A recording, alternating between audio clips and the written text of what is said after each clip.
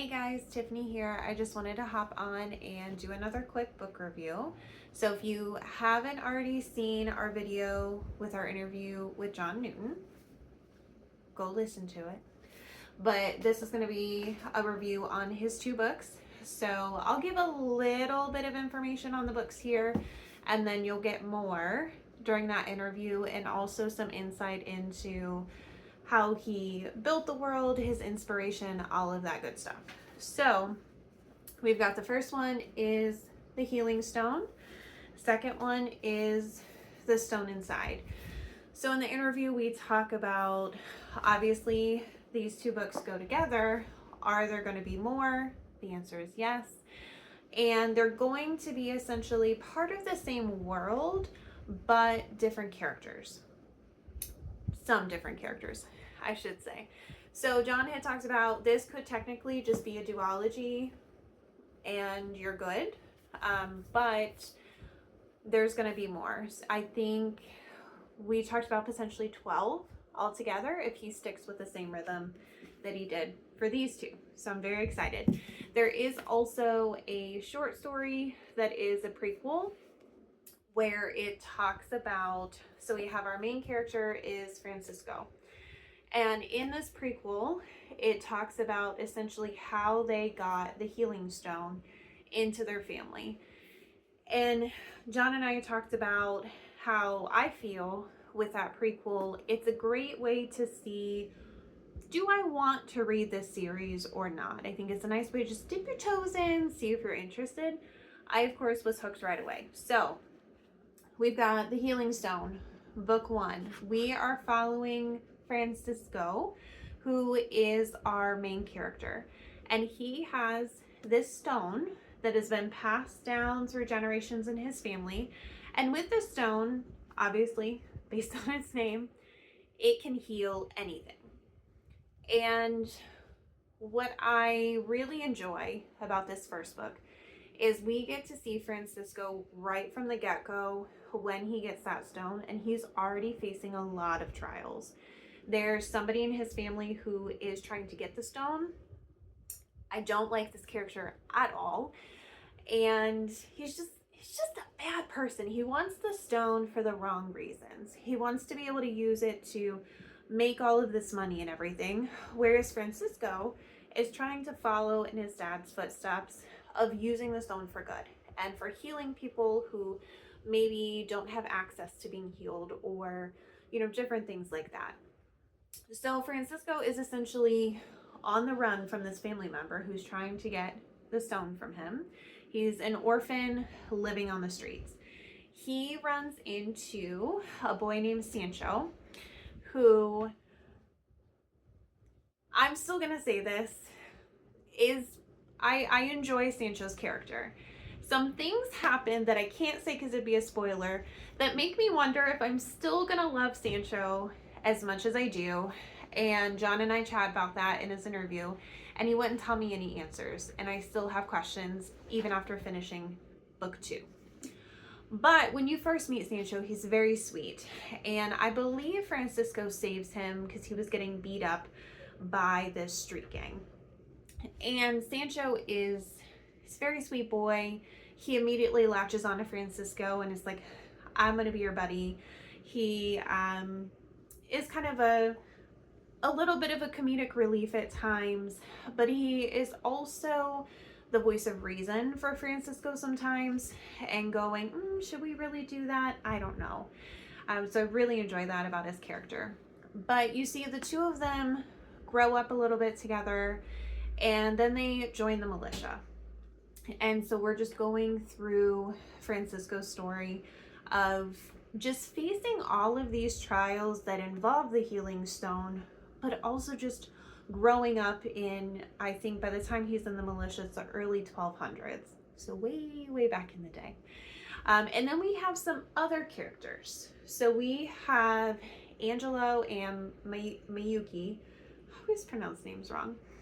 And they are time travelers. So not only do we have Francisco's story happening here, but then we bring in these time travelers. And essentially there's good guys and bad guys. And they are following this prophecy that's put out. And this prophecy is talking about these people who are going to come together and end the war between the two. And they're trying to prevent more rifts in time from happening. There's all sorts of stuff going on. Well, turns out Angela and Miyuki are trying to get Francisco, trying to recruit him to join essentially the good side.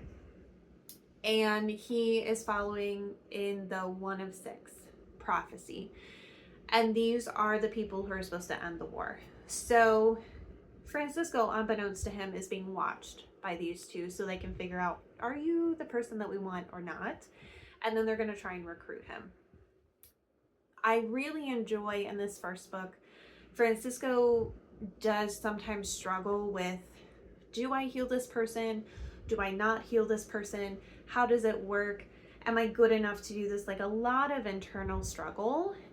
And also keep in mind, he's a young teenage boy battling with some of these heavy concepts and thoughts.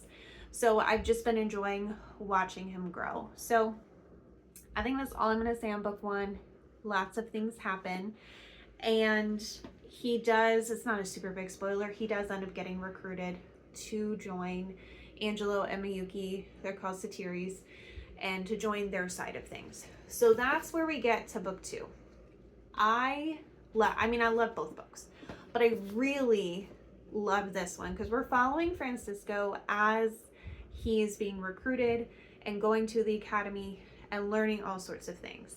Well, when you get recruited, when you join the academy, you go through placement testing to figure out where you're supposed to go. You go through different trials. You're supposed to get different bio implants.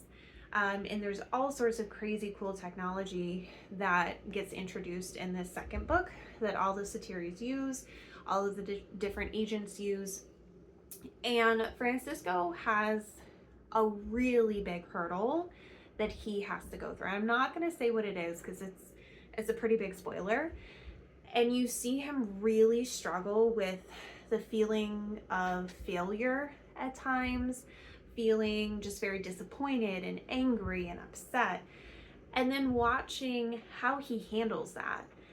And when I think about the Francisco we saw in book 1 to Francisco that we're seeing in book 2, so much character growth and development. He truly does come into his own, even as just a young adult. A lot of big, heavy concepts that he has to work through and continue to be the person that he was made to be. And so you watch him develop more relationships. We have some people that enter the academy with him. And I will say there is one, I'm not going to say this character's name because I think it'll be a spoiler, but there is one character that as soon as I met them, I was like, there's something about you that's just not right. And I was correct. But I think with this character, it was a good example of somebody who really wants to do the right thing and they're easily led astray. And I think that's what happened with this character. Still don't like them, but I could see kind of how that happened. And John, I still have questions about Sancho after I finished this book because I think I know what happens with him and I don't like it. So I'm excited for book 3 to see, because he had mentioned in the interview that some of the characters are going to go over into the next book. And he had also mentioned when we hit book 3, they're now looking for the 2 of 6. And so again, they're still looking for all of these people that fall into the prophecy that is being put out so they can end this war that's going on. I will say with this second book, the last, 150 pages, I could not put it down. It was one of those where there was so much action, so many things were happening. I had to finish it. So it was fantastic. I rated both of these 5 out of 5 stars. definitely recommend, especially if you love science fiction. You're gonna love these. And if you haven't really dabbled into science fiction yet, I think these are nice ones to go into. I think there is a good amount of world building, but not so much that you get bogged down and get stuck in all of the details. So I definitely recommend both of these. And again, if you haven't checked out our interview with John, check it out so you can get some more information on the books and again, his process, world building, all of that good stuff. And then just keep an eye out for more author interviews coming up. We have one coming up mid to end of September with Layla Knox, and then we'll have some more coming through as well, and then we'll have more book reviews here and there too. So feel free to just follow us along if you want to be in the loop with all of the new things that are coming out, and we'll chat with you later. Bye.